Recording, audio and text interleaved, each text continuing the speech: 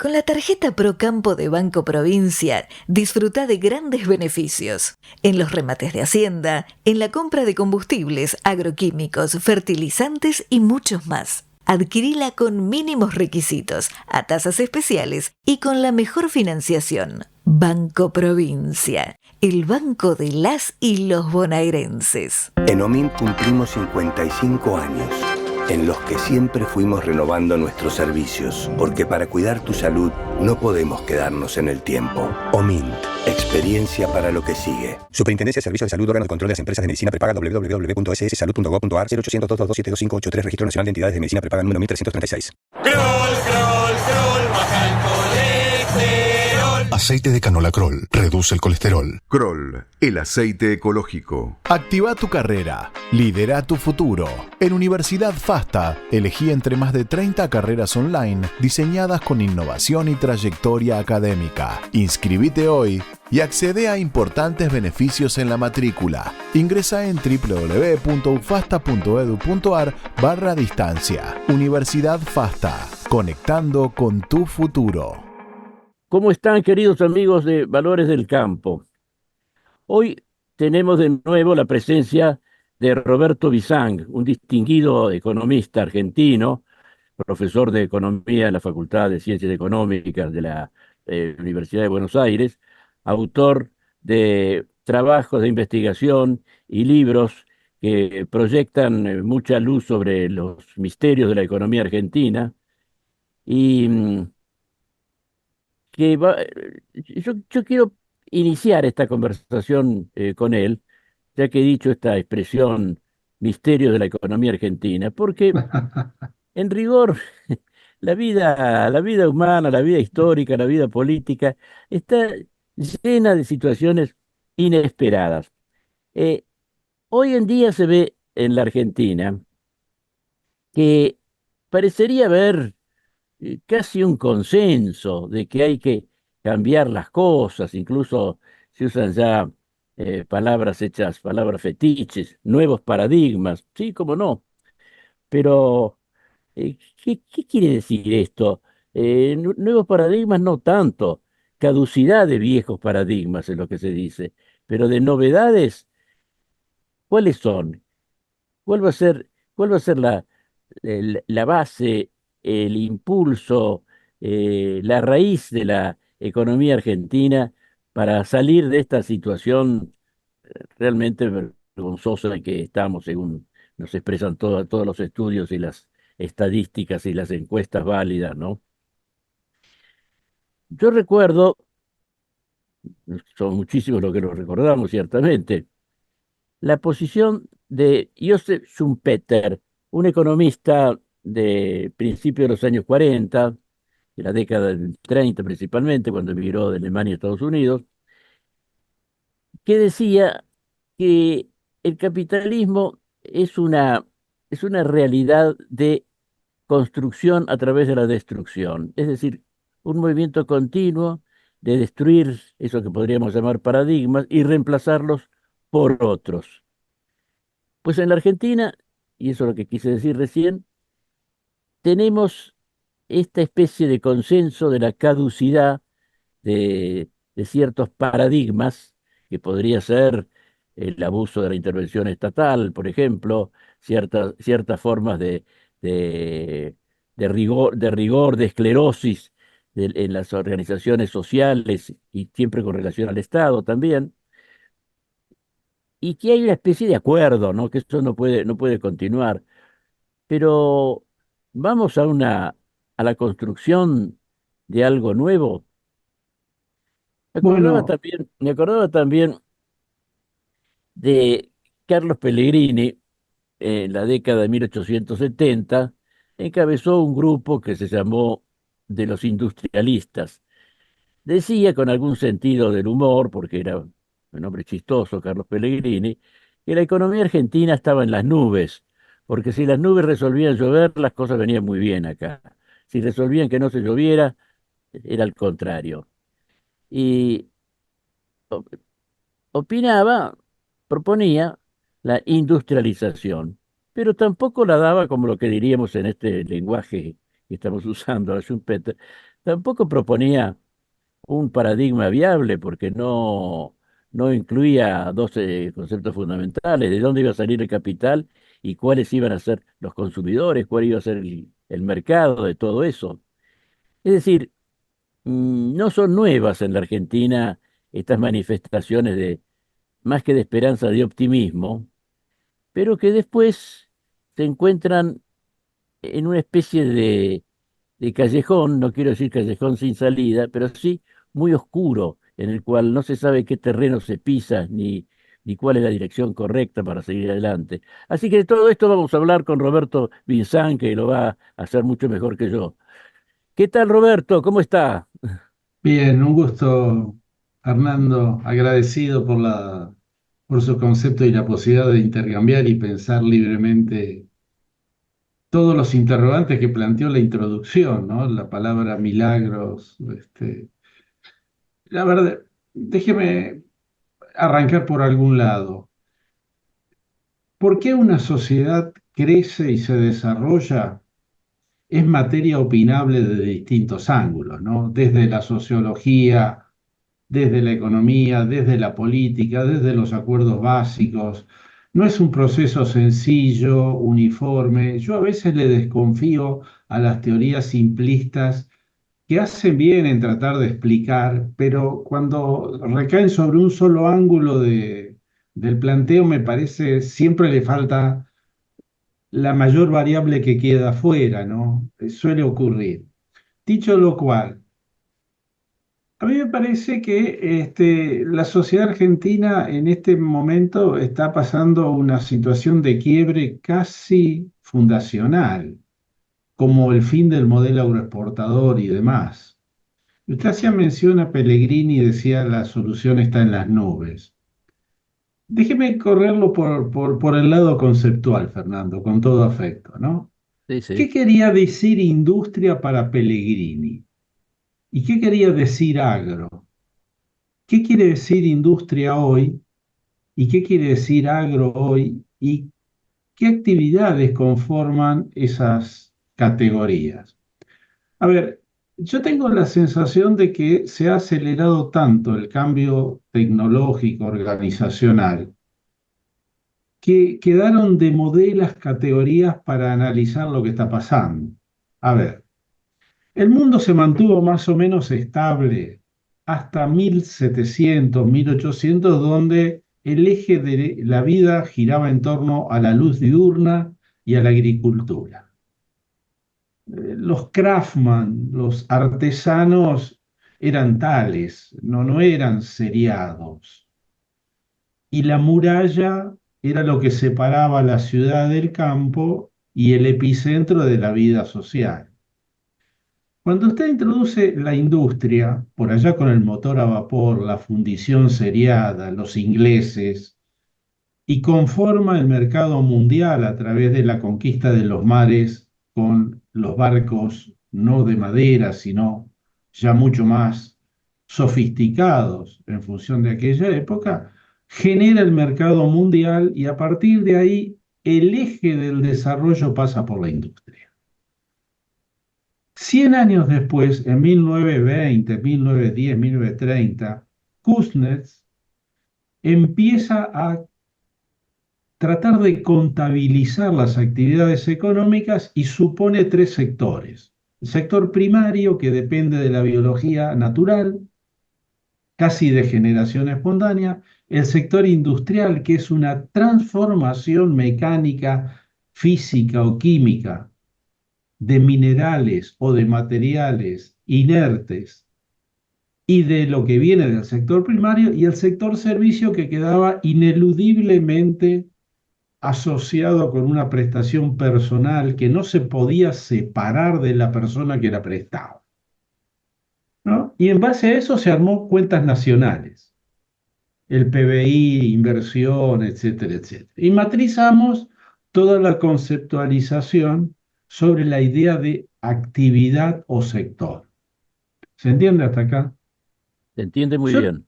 yo tengo la sensación de que, claro, Pellegrini lo vio en esa época y dijo: el sector primario, muy dependiente de las relaciones climáticas con cierta sofisticación, pero sin el anclaje para dar efecto multiplicador sobre el resto de la actividad, más la desestructuración de Inglaterra como eje central del mundo por allá por fin del siglo pasado, significó la caída de ese modelo y la visualización de la industria como el motor que a tres bandas le arreglaba tres problemas. Le arreglaba el problema del empleo, le arreglaba el problema tecnológico, porque generaba tecnología que se esparcían sobre el resto del aparato productivo, y le arreglaba la idea de modernidad y progreso, más las localizaciones productivas, ¿no? Esta historia de las grandes urbes ciudadanas, no solo propia de la Argentina, sino del resto del mundo, ¿no? Entonces, Chicago fue la capital este, Detroit fue la capital del mundo automotriz, Liverpool fueron las grandes acerías, los astilleros de Polonia, etc. Y las grandes urbes de las películas americanas o europeas posguerra, con los suburbios industriales y el American Wild Lifestyle, etcétera, etcétera, ¿no? ¿Qué cambió? Bueno, Argentina copió eso. Y Pellegrini lo que nos estaba diciendo es, miren, se cayó el otro modelo, vamos a apostar a esto y lo vamos a hacer con protección. Y tenía en la cabeza los viejos talleres de Pedro Bacena y las cosas de fines del siglo XIX, ¿no? Como el modelo sobre el cual había que apalancar. Y tenemos que copiar eso. Hago un corte. ¿Qué quiere decir hoy industria? ¿Por qué? Porque usted va al campo o a lo biológico y se encuentra con que es una forma de producción que cada vez más empieza a escindirse de las condiciones de la naturaleza. El ser humano le está encontrando la vuelta al ADN de los seres vivos y trata de bajar y de mitigar todos los riesgos de producción relacionadas con el uso de la tierra. Estoy tratando de no decir la palabra primario, si se entiende, porque de primario ya tiene poco. Entonces usted tiene, por ejemplo, fíjese, los cultivos hidropónicos o el grueso de las hortalizas y los cultivos frescos en Europa. Son todos ultra controlados bajo cubierta, tremendamente industrializados en su proceso de producción, muy parecidos a producir camisas, ¿no? O sea, Además, igualmente sujetos a un trabajo previo de laboratorio intensísimo. yo le diría sofisticadamente intensísimo, que le compiten casi a un teléfono celular de última generación, porque la manipulación de genes de una especie, y usted planta esa semilla en un territorio que tiene billones de seres vivos que interactúan, protozoos, microorganismos de todo tipo y pelaje, cada uno de los cuales tiene vida propia. Entonces, cuando usted hace una producción de base biológica de ese tipo, entra en una sofisticación que pone en duda la diferencia entre industria y agro. La pregunta es, ¿qué es la industria hoy? Además de hacer celulares o autos o camisas. Da la sensación de que hay otro pedazo tremendamente importante que tiene que ver con la biología aplicada a la producción. Y eso tiene una importancia central para un país como la Argentina, que justo venía de un desarrollo previo en esa dirección. ¿Se entiende el argumento? Sí, sí. En un mundo, Fernando, donde si usted me dice, voy a copiar a alguien y después lo cito, Si usted me dice cuál es el país más poblado del mundo, yo estoy tentado a decirle China. Pero un productor de contenidos audiovisuales le dice Facebook o Instagram, porque su mundo de referencia ya no es estrictamente el físico, sino que también es el mundo de los contenidos que se volvieron globales. Entonces, Instagram, Facebook y todo ese tipo de plataformas conforman un modelo de servicios que también cambió radicalmente. El ejemplo me lo dio Mario Pergolini días atrás en una charla excepcional. Entonces digo, me parece que nosotros nos encontramos en el caso de Argentina con un quiebre fundamental, pero en el marco no de la sociedad que enfrentó Pellegrini, sino en una sociedad totalmente distinta y cambiantemente, previsiblemente más distinta a futuro. Entonces, ¿dónde está la clave? Con esa percepción de lo que está pasando en el mundo, las categorías de análisis de industria, agro, servicios, me quedan cortas. Son, Usted me son va... inadecuadas ya para estas realidades. Me parece que sí, ¿no? Me parece que sí. Perdón, y me reflexiono sobre lo que me autoescuché. Total, estamos usted y yo, Fernando, solamente en el aire. Digo, y hay un pedazo de la sociedad que tiene todo el derecho a decir de qué está hablando este señor. Si yo no llego a la próxima cuadra a sacar del tacho de la basura lo que hay para comer. Digo, ese pedazo también existe, ¿no? Nosotros hacemos elucubraciones o tratamos de repensar la estructura productiva nueva de la Argentina y los desafíos en el marco de una sociedad que tiene la potencialidad en desarrollos electrónicos, que Argentina lo tiene, o en el sector biológico, que Argentina lo tiene, o en el sector salud, pero también tenemos la rémora de una distribución de la riqueza flagrantemente dura. O Y sea, es en ese aspecto también estamos un poco a tientas, porque la riqueza es relativa, justamente estos equívocos en que anda la Argentina desde siempre prácticamente, hace que sea un país, bueno, rico si se quiere, pero no en la medida de sus posibilidades. Y en cuanto a la distribución, tenemos conflictos permanentes en rigor. muy, Sobre todo en comparación con épocas no muy lejanas, pero en que la distribución era mucho más, más correcta, más justa, pongamos la palabra de vida, más justa.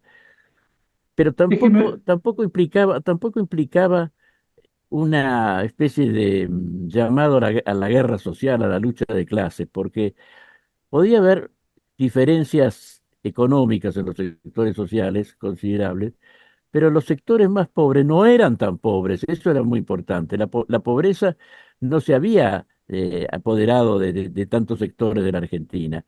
Podía no haber una distribución equitativa, si se quiere llamar así, pero la pobreza no tenía los caracteres dramáticos que la caracterizan ahora. muy bien puesto el punto, Fernando, para ampliar la complejidad de la discusión, ¿no? Primera cosa, después quiero volver sobre la pobreza y no quiero escaparme ahí, pero quiero hacer un planteo previo. Da la sensación de que la Argentina ha acuñado la noción de que este es un país rico en recursos naturales. La verdad, nosotros no somos ricos en recursos naturales. Nosotros no tenemos la dotación de recursos que tiene Arabia o que tienen algunos países africanos en términos de minerales, petróleo, gas. Tenemos la esperanza de Vaca Muerta hecha realidad. Pero el grueso de la Argentina, de la región central, no tiene bosques de soja. No, yo no encuentro manadas de novillos de exportación. Lo que encuentro son condiciones naturales aceptables para algunas actividades, como las actividades relacionadas con el campo. Y lo que tiene encima de esas actividades es sangre, sudor y lágrima de 5 generaciones que hicieron la Argentina central una potencia en producir primero trigo y ahora más recientemente soja y más recientemente maíz. O sea, desmitifiquemos que somos ricos o tan ricos en recursos naturales. En Fíjese, parte, Roberto, perdón, le voy a hacer una interrupción eh, de tipo histórica. En los principios de la nacionalidad argentina y fines de la época virreinal, la tierra no valía casi nada. Lo que valía era lo que se ponía sobre ella. Por eso, aún desde un punto de vista eh, frívolo social, pongamos, en la sociedad de Buenos Aires, los estancieros no tenían prestigio. Quienes tenían prestigio eran los comerciantes, que además y eran los, quienes podían poner algunos bienes sobre la tierra. Es decir, la tierra en la Argentina fue cobrando valor en la medida que el ingenio humano fue aposentando una producción que ha sido nuestra producción agropecuaria, pero que no salió de la tierra, no salió estaba. del ingenio humano. Fíjese que los primeros, Darwin, por ejemplo, cuando ve la Pampa, dice son tierras improductivas. Scobie, que recorre la Pampa, dice, estos pajonales no sirven para mucho. Y la riqueza estaba en la minería, donde preexiste el bien que la sociedad valora por distintas cosas, pero necesita ponerle capital y tecnología encima. El precio de la tierra en épocas de siglo, 2 siglos atrás, corría en paralelo con la extensión del ferrocarril, porque el ferrocarril llevaba el trigo llevaba el molino harinero, el telégrafo al lado del molino harinero, la estación de trigo, y ese tipo de lógica matrizó la Argentina. Dicho eso, Además, si no llegaba el ferrocarril, no había trigo, no había molino, no había pueblo alrededor de la estación. exactamente. Entonces, me parece que nos compramos la idea de que se podía repartir algo que no teníamos o algo que no era infinito, cosa que la sociedad coronó con una frase que a mí me parece para pensar. Cada necesidad habilita un derecho. Eso es un tema de los últimos 20 o 30 años de la Argentina tremendamente complicado. Entonces, primera cosa, seamos prudentes con la idea de qué tenemos como recurso natural y qué no tenemos como recurso natural, porque el reparto no se puede hacer sobre lo inexistente. Segunda cosa, me queda la sensación que además en términos de inequidades hay dos planteos. Una es la mala distribución de la riqueza de base, el stock. Y otra cosa es la inexistencia de idénticas oportunidades para todos los que nacen en un determinado momento. Y esta sociedad es inequitativa en ambos casos. Fíjese que otras sociedades, una sociedad como la inglesa o la americana, tienen distribuciones de la riqueza realmente desiguales, pero oportunidades o vías de ascenso social que nosotros hemos perdido. Ahí me parece que hay un tema a considerar en un modelo de desarrollo a futuro. Pensando a futuro, a mí me parece que esta nueva conformación internacional que hay de una economía basada en el conocimiento donde importa tanto el conocimiento aplicado como la posesión de recursos naturales, le abre a la Argentina algunas posibilidades que antes no tenía. Pero además obliga a repensar todo el modelo. A ver, lo voy a poner, no me salió redonda la idea. Lo voy a poner en términos de Sarmiento. ¿Cómo nos imaginamos a Sarmiento hoy, previo antes de que asuma la presidencia, ¿no? Cuando venía con toda la onda europeizante e iba religiosamente a distintos países a recorrer qué estaba pasando en Inglaterra, en Estados Unidos, en Francia, y puntillosamente dejaba constancia de los gastos. Algunos non santos, pero dejaba constancia porque era dinero público. Eso es sumamente aleccionador, ¿no? Digo, y este señor ponía en la educación el eje central. Me imagino un Sarmiento hoy diciendo 5G de comunicaciones para todo el mundo gratis, porque es un bien público básico. Una educación que habría que dar la vuelta con las nuevas metodologías de enseñanza y las nuevas herramientas electrónicas. Me imagino refundando Bragado, Esperanza, Chivilcoy, polos de desarrollo para descentralizar y anclar la gente en el interior. Las maestras que trajo, casi me los imagino como programadores de software o biotecnólogos de punta. Me parece que hay que pensarlo en esa dimensión al problema, Fernando, por la magnitud del desafío.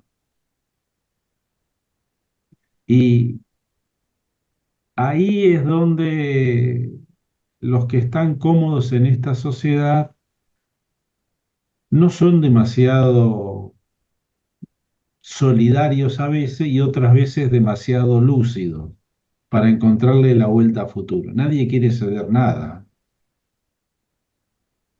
Y casi podríamos decir que en eso consistiría el todavía ausente nuevo paradigma, la sociedad de la información, de la ciencia aplicada, de la biología aplicada principalmente.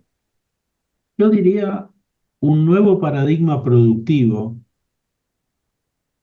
que mezcle lo electrónico y lo biológico, que lo está mezclando. Cuando usted ve sociedades como la japonesa o la propia China, yo no conozco demasiado de China, o Estados Unidos o Alemania, van en esa dirección, o los países finlandeses, van en esa dirección. Eso como atractor. Pero además hay una especie de acuerdo básico en los factores de poder de que hay que ir en esa dirección y que hay que apostar en esa dirección. Y En la Argentina, el campo, por decirlo así ampliamente, es la actividad que parece mejor ubicada en esa dirección. Es la que ha aplicado más intensamente la tecnología moderna y los principios de lo que podemos llamar ya bioeconomía. Y el resto de la sociedad, ¿usted cree que si sigue este buen rumbo de lo agropecuario desde el punto de vista tecnológico, el resto de la sociedad lo podrá acompañar o no se podrá sacudir este tipo de organización y estructura anticuado que tiene? yo que le sumaría, a ver, el sector agropecuario es central en todo esto. El sector agropecuario remixado, ¿no? Remasterizado, como dicen hoy los Sí, chicos, ¿no? Pero además usted tiene un sector productor de servicios de salud sumamente interesante, muy bueno.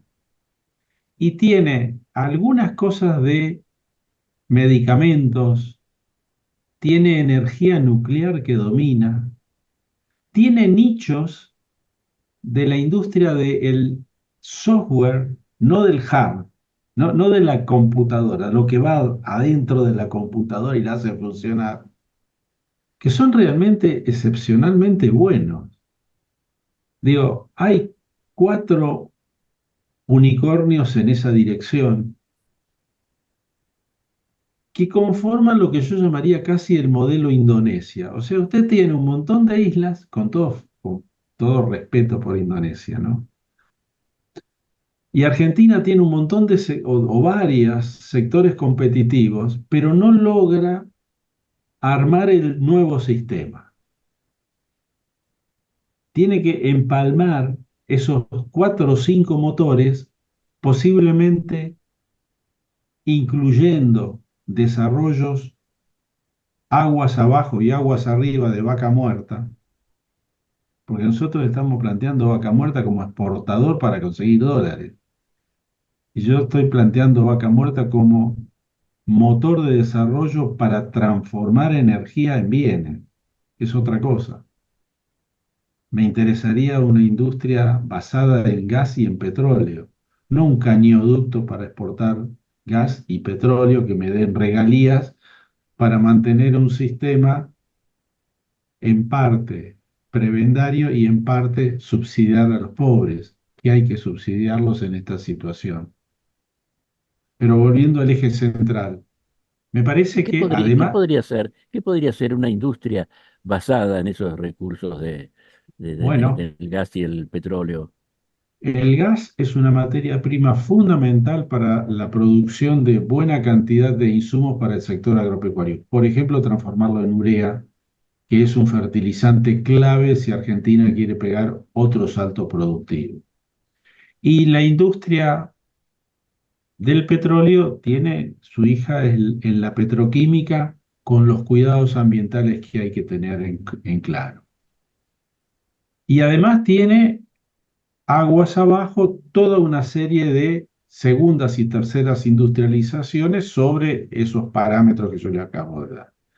Pero volviendo al tema de por qué estando la orquesta tiene distintos componentes, la partitura está borrosa y el baile no se arma, que es lo que parecería estar ocurriendo. Veamos la historia, cómo se armó en el pasado. Bueno, en el pasado se armó porque hubo una generación que lideró el proceso, la de los 80, o si quiere la de los años 60 del desarrollismo, que desde distintos lugares, ¿no? ¿Se acuerda del Instituto Di Tella? Fue ¿Cómo no? paralelo a la Sí, industrialización. ¿Se claro. acuerda de las instituciones del modelo agroexportador? Hubo instituciones, hubo figuras, hubo manifestaciones sociales, hubo una especie de acuerdo en esa dirección. En los 60 sí hubo otro acuerdo en esa dirección. Llámese desarrollismo, como quieran llamarlo. Nos está faltando ese acuerdo básico.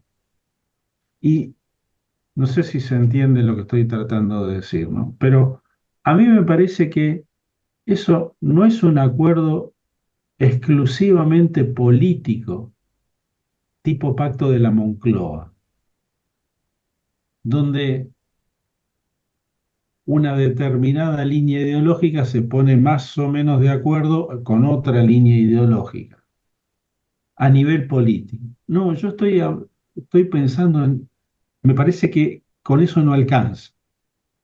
Usted necesita que, Menos en las circunstancias políticas de la Argentina, donde hay es un probable. agotamiento precisamente de la vida política. Exactamente, me parece que el asunto está más abajo en las fuerzas de poder real, los que tienen recursos económicos que tienen que entender, o la sociedad se los va a hacer entender de malas maneras o de buenas maneras, como quiera, que su modelo de funcionamiento y acumulación tiene que mudar hacia otra cosa. Fíjese los coreanos. Los coreanos venían con un modelo muy pobre en términos de desarrollo Segunda Guerra Mundial. Surgen concentraciones de capital para hacer acero, barcos, etcétera, etcétera. Y en algún momento, en parte desde la política y en parte desde la sociedad, le dijeron a los famosos grupos económicos con los chaebols: miren, el futuro pasa por la electrónica y van a tener que mover en esa dirección, o van a desaparecer o les abrimos la economía y los borramos del mapa. Y entonces usted, una empresa que era productora de acero y después productora de barco, hoy es una productora electrónica y ahora está empezando a producir contenidos de servicios para divertimento. O sea, ese constituency me parece que es lo que, o ese acuerdo le está faltando a la Argentina. Y la política en los últimos 20, 30 años no hizo demasiado para que esos cambios ocurran. Si usted me persigue a las empresas que hacen software en Argentina, los 4 o 5 unicornios, ¿sabe lo que tiene? Que el dueño del unicornio se mudó al Uruguay. Y que los miles de pibes que hacen programación tienen 10 tarjetas de crédito en el exterior y acumulan afuera.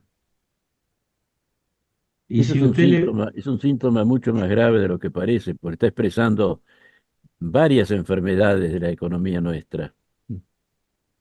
de parte de los agentes económicos y de parte de los agentes políticos.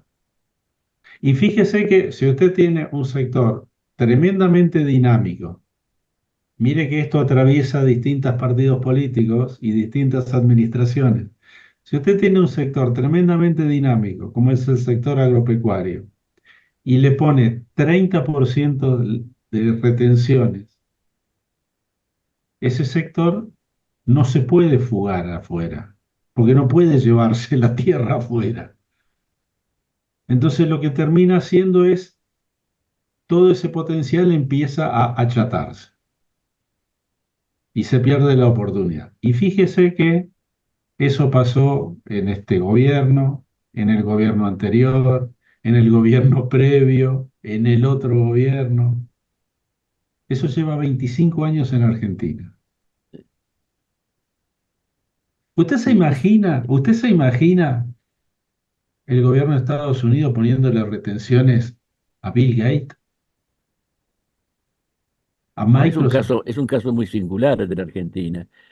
Lo que se ve de constante en esta política de las retenciones es darle prioridad a lo urgente sobre lo importante, porque por otro lado, uno de los elementos del envejecimiento de nuestra vida colectiva es efectivamente la hipertrofia del Estado, que ha asumido tareas de compensación de los vacíos que hay en la economía argentina. Entonces necesita dinero para repartir, necesita dinero para los planes, necesita dinero para las obras públicas, aunque ahora resulta que es una virtud en el Estado no hacer obra pública, parecería.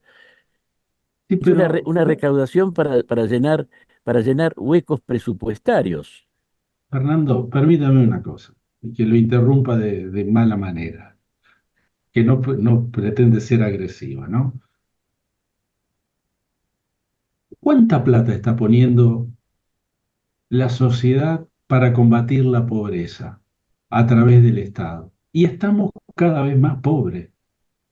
Dígame, ¿qué sentido tienen todos los sistemas de asistencia con los resultados que tenemos? Que Se ha se cuesta terminado con... responder. Yo no tengo la respuesta, o la respuesta que tengo me pondría en una situación muy incómoda de verbalizarlo. Pero nosotros tenemos, hace 30 años que venimos haciendo, desde Ajustes, ajustes, ajustes, ajustes, y usted tiene cada vez más pobres. Tiene un Estado cada vez más grande y clases sociales de baja escala con cada vez menos derechos. Ya le tocó a la clase baja, ahora le toca a la clase media. Y tiene un Estado cada vez más grande. Y no se olvide que en la mitad de estos últimos 30, 40 años se comió dos deudas externas de 60.000 millones de dólares que no pagamos. O sea, seamos honestos en los planteos. Capturó buena parte del excedente agropecuario y minero y se fumó, perdón, la palabra se fumó no es académica, está fuera de lugar. Pero es expresiva. Se patinó, es mejor todavía, Mm. prácticamente todo el yacimiento de gas de Loma La Lata de los 90. ¿Se acuerda? Era la vaca muerta de otros tiempos. Que era la vaca muerta de otro tiempo. Y no logramos el acuerdo básico para salir del modelo. ¿Por qué? A mí me parece que ahí no es un problema de más o menos equilibrio fiscal. Es un problema de cómo están los modelos de promoción y de protección en Argentina. Mire, nosotros estamos subsidiando empresas, perdón, sectores cuya reconversión no se produce desde hace décadas. Y está protegiendo empresas que no tienen dinamismo tecnológico, no están generando el empleo acorde a lo que se les transfiere desde la sociedad. Claro, esto no se ve, Fernando, cuando usted lo mira en la cotidiana. Es la señora que hace un esfuerzo para comprar 2 litros de leche para los chicos, paga el IVA y en la otra punta usted tiene un precio de una camisa que está, está arancelada y usted la termina pagando en términos de litros de leche mucho más que un asalariado norteamericano, pero muchísimo. Entonces, ahí están los problemas básicos Sí. que nos Hay una, ponen, hay una hay una generación de pobreza, en rigor, por las deformidades del aparato productivo. y a mí me cuesta mucho echarle, es un tema muy doloroso. Quizás hay una y media ya, que no tienen el hábito del trabajo o la dignidad de poner, llenarle el plato a los hijos o cosas por el estilo. Pero ellos no son los culpables, me parece. Ellos son la consecuencia de un sistema que perdió el rumbo y que me parece en esta crisis, con la profundidad que tiene, quizás encuentre la salida hacia otro modelo de producción y hacia otro modelo social. Y está la necesidad de la mística, el liderazgo, el discurso, todo eso va de suyo, que es necesario. Fernando, hágame creer que este país tiene sentido. Yo sacrifico mi presente por el futuro de mis nietos. Esa es un poco la otra cara no racional o de otra racionalidad de un modelo de este tipo como el que estamos planteando. Fíjese que objetivamente nosotros tenemos los recursos para hacerlo. Eso es el problema ahora está adentro. Argentina tiene demanda para lo que nadie le va a venir a comprar a usted acá en Argentina. Eso va de suyo, hay que salir a vender. Pero digo, lo que Argentina puede hacer o sabe hacer tiene demanda internacional. Nuestro problema con la carne no es que no hay mercado, es que hay demasiado mercado. ¿Se entiende? Y si Sí, allí nosotros usted ha planteado un tema que es bastante crítico y no se conoce suficiente. Hoy en día se trata de ofrecer, no de buscar, no tanto de buscar compradores, de buscar mercados, sino o de esperar, sino que está ahí disponible. El mundo ha crecido en sus consumos. Y ha No es como cambiado, y ha la cambiado. época justamente de los años felices de la agroexportación, en que acuérdese, el tema de la fiebre aftosa, por ejemplo, que era un pretexto para no recibir exportaciones argentinas. Hoy en día se ha invertido. En el mundo hay un crecimiento de la necesidad de importar. No van a estar buscando elementos para coartarnos, salvo, en fin, algunas cosas que esa es otra rama de la conversación, sería, ¿no? El Pacto Verde de Europa Pero y eso, pero de es vuelta, más accidental. Pero hay un mercado creciente al cual se puede satisfacer. no solo eso, sino que nosotros estamos acostumbrados a ofrecer y hay que pensar el primero, que el mercado interno empobrecido no puede ser la base de un modelo de desarrollo. No Así es, alcanza, así pero es. metámonos en la cabeza. Mm. No podemos vivir con lo nuestro, porque lo que tenemos es poco y se agotó y se va agotando, porque el rival que viene a ser el mundo rápidamente también mueve. Entonces, eso hay que tenerlo muy en claro. Si el modelo de la cancha, por decirlo de vuelta de manera canyengue, digo, si la cancha de la acumulación es el mundo, usted tiene que pensar al revés. ¿Qué quiere un consumidor chino ABC1 en su dieta? ¿Cómo se quiere vestir? ¿Qué servicio le puedo proporcionar? Digo, chino, hindú o lo que fuere, porque nosotros somos una sociedad muy pequeña, son 20 millones de personas con capacidad de trabajar, con extensión de recursos, de extensión geográfica, muchas posibilidades y hay que elegir el target en función de lo que el demandante quiere.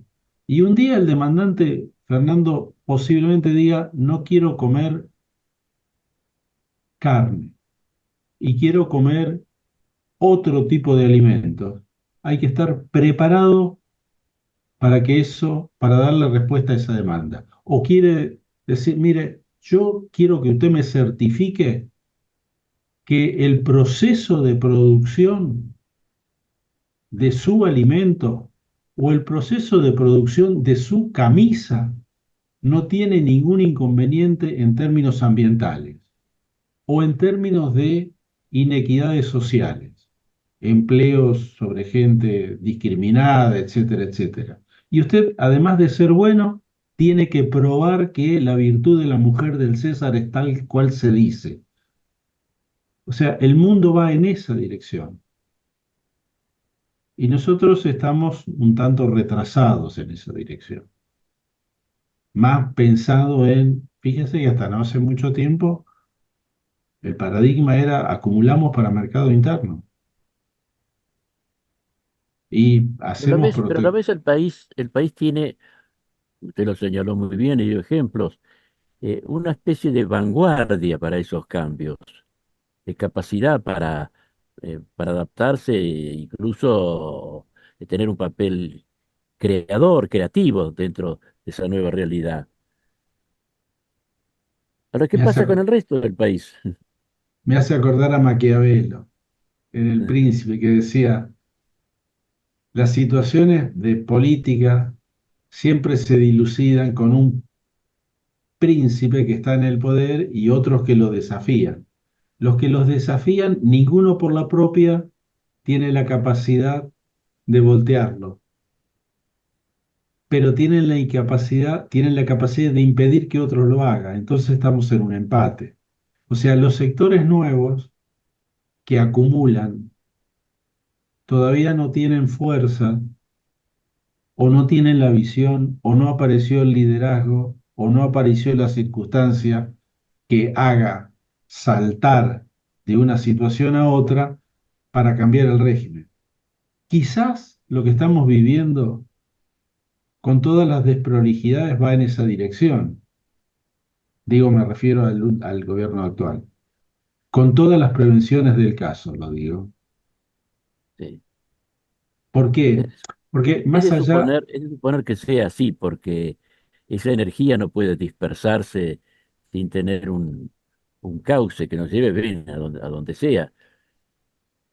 digo, Pero dígame, dejando de... Roberto, se habla muchas veces, se establecen paralelos con la situación de los países vecinos, en cuanto a que han sabido aprovechar situaciones internacionales de una manera más inteligente que nosotros.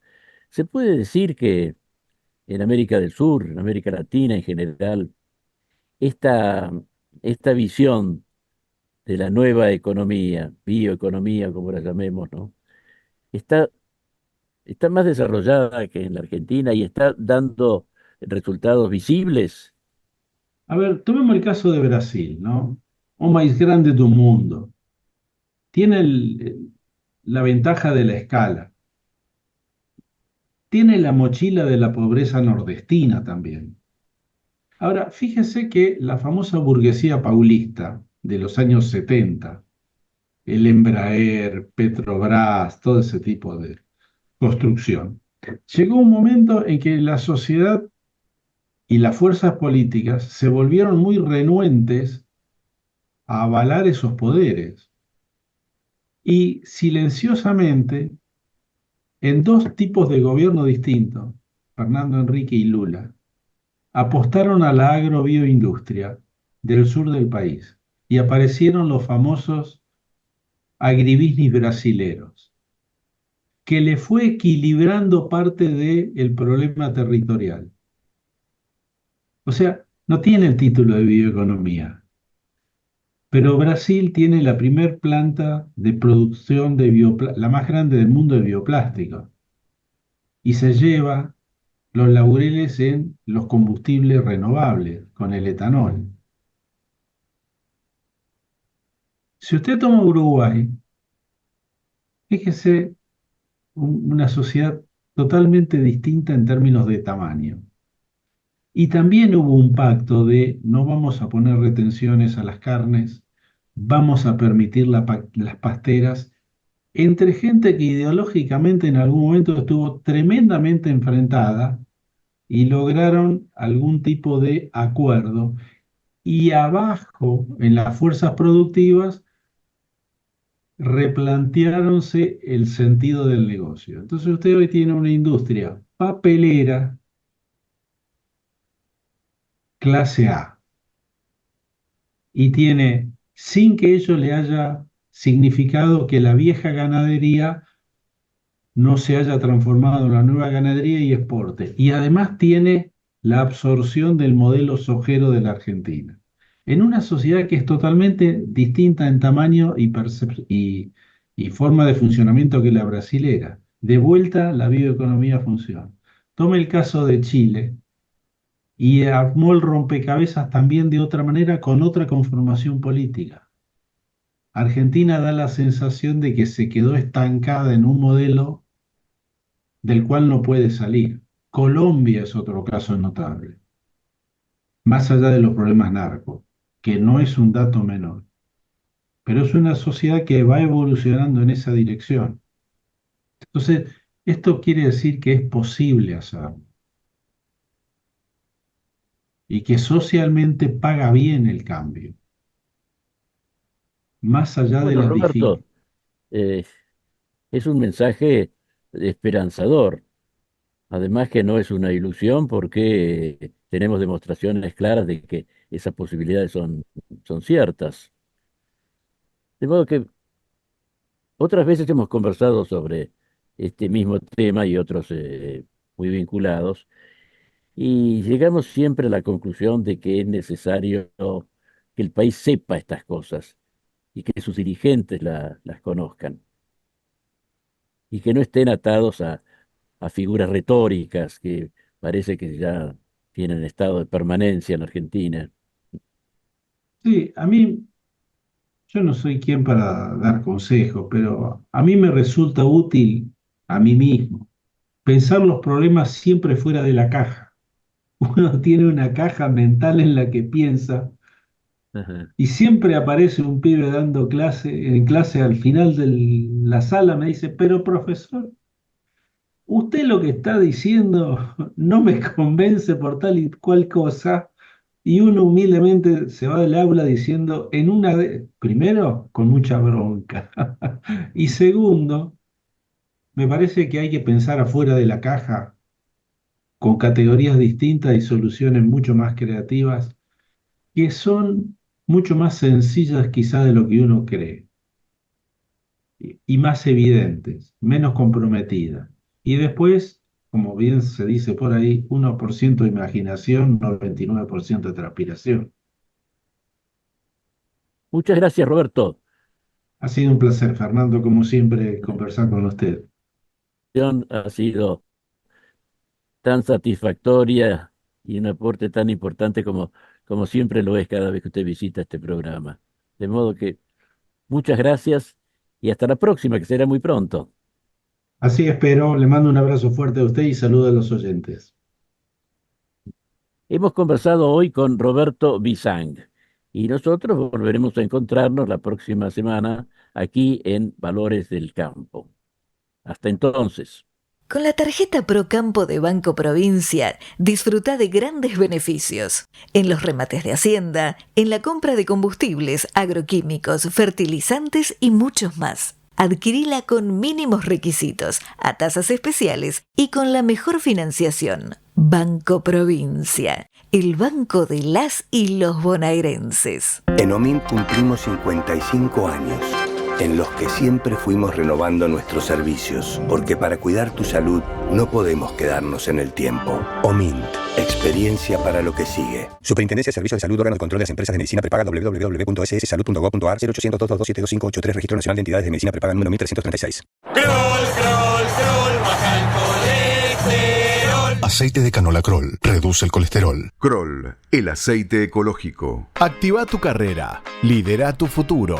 En Universidad FASTA, elegí entre más de 30 carreras online diseñadas con innovación y trayectoria académica. Inscribite hoy y accede a importantes beneficios en la matrícula. Ingresa en www.ufasta.edu.ar/distancia. Universidad FASTA, conectando con tu futuro.